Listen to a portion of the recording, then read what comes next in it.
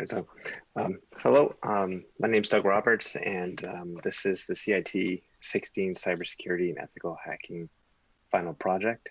We're going to be talking about Google hacking and Dorking. Start off with what is Google hacking?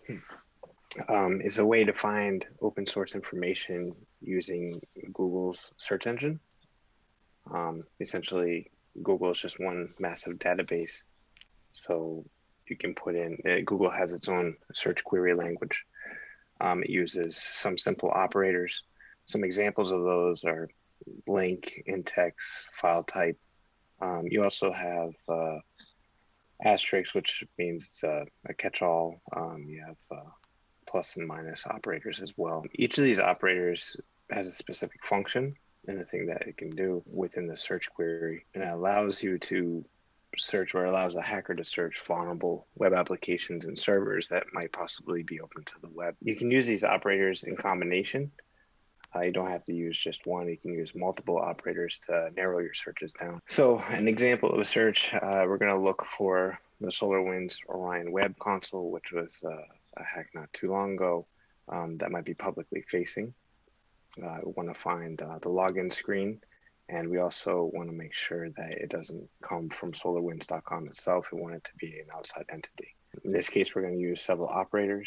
The syntax for these operators has to have the operator and a colon, and then whatever the item that you're searching for after. So in my case, it's index username, index Orion Core, and then a negative operator for solarwinds.com. When we put that in the Google search bar, this is the result that we got back, one of the examples. And then when you click that URL link, it actually brings you to the login screen that's outward facing towards the public. A hacker could use this tool, the Google hacking, to find open servers to attempt brute forces or other hacking techniques to go further. So next we're going to have Lynn. The operator that I will be talking about today is the file type operator, and this helps narrow down searches by indicating the file extension that you want to find. So some examples are PDFs, HTML, Excel sheets, text files, but today I will be talking about the ENV, which is the environment files, and this is associated with Adobe. So in the Google search bar, I'm going to be searching database password, but you can use anything you want, but I'm looking for passwords today. The file type, :env, and then as Doug mentioned before, you use the subtract sign to exclude anything that you don't want in your search, and I'll do that.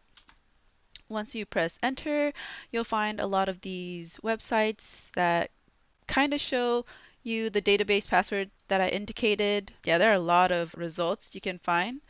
But if you just go through and maybe what you're looking for, you'll find these env files, and most of them will list the username and password. Some they might not work as of right now, but it's useful for hackers to, add them to their password list. So this is just an example of how using the file type can be useful to search what you're looking for. Another great file type that is good to look for are log files, and Ramsin will kind of touch on log files that for you guys today.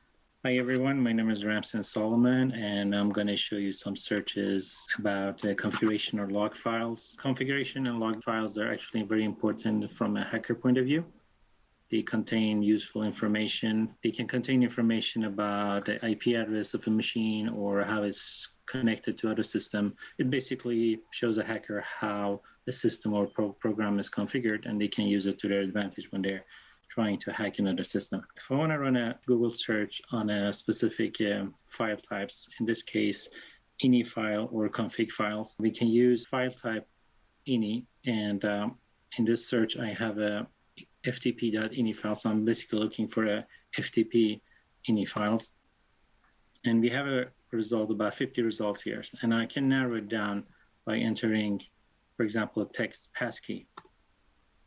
This will further narrow it down. Now I have 4 results. And looking at the file here, I can basically see what passkey is being used in this particular file. If I want to look for log files, which also contain good information, I can basically start by putting a log.log in the file type, and any other keywords that I'm looking for, in this case, password. So looking at the results that come back from this log file, I can already see in the result coming up, I can see this file contains the word password, which I was looking for. So I hope this is useful, and hand it over to Todd. Hi, my name is Todd Ikitani, and I'll be discussing today using Google Hacks to go ahead and find what would be considered the payload, the target of a hacking effort.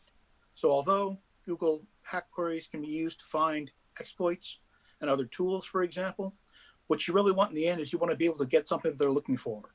In this case, we're looking at video content, audio content, and imagery. So this may be, for example, when a hacker wants to go ahead and try to find an online copy of a first-run movie in various places. If we look in terms of content targets, traditionally you might just type in the name of a movie to find it. So you might type in Top Gun and hope to find a copy. Later on, you might try to restrict it by adding a file type. So we can use the operator file type : MP4. Further, we might want to go ahead and look for URLs with specific strings in their title. So we can use the InTitle : operator and look for a movie. And finally, with Google queries, we can go ahead and specify specific strings again that will help us limit it to things like directories. So in this case, we might use the InTitle index of and then parent directory. And this actually is just a search that will tend to return content that's listed in directories within Google. You can see from the sample we have, if we go ahead and type in InTitle : index of parent directory and file type MP4, we get a list of directories that are covering a lot of different types of media. So we can search these to try to find the media we're looking for, or possibly other related content. Now, finally, we wanted to touch briefly on the exploit database. In cases where the content may be protected, there may be encrypted media files out there. In some cases, the exploit database, www.exploit-db.com, may have exploits listed that could provide encryption passwords for some of these media files. Thank you very much, and I'll pass it off to Agnes. Okay. Oh, hi guys, I'm Agnes Malum. I'll be talking about one of the Google hackers query, which is catch. So it says it's a searches for copy of catch documents like website when it has been indexed by Google. So each time you type in something on Google search, Google stores it in. So if somebody is coming to search it later on, they can always find it. So mind you what you want to put out there in the internet, because people are always there watching. So I'm going to go down by giving one of the example. It's the catch column securitynewspaper.com.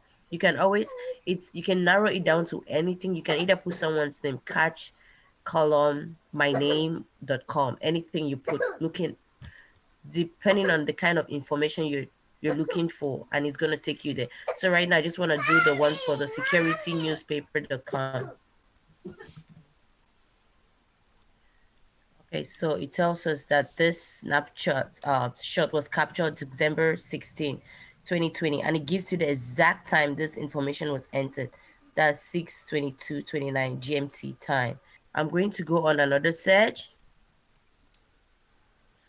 Okay, yeah, so this is Mary Kay, and it takes you directly to their website. This was December 17, and that's the time, was 2:22 p.m. So anything you put there in the internet, you can always search it. But if you're looking for a certain thing, like this is Mary Kay, has all the products and all the latest information you want to know about the company, the brand, everything is on catch. So anything you're looking for, you just have to narrow it down to a particular name, and then it's going to take you right to the page. Thank you, and that's it. That is an overall explanation of basically the Google hack query. If you know what you're looking for, you can find it with the right operators. And a lot of these websites and companies don't know that some of their data is out exposed on the internet. And these are the vulnerabilities that the hackers are looking for. So just be sure to be careful of what information you're putting out there on the internet, because it's there forever, because cache. There you go.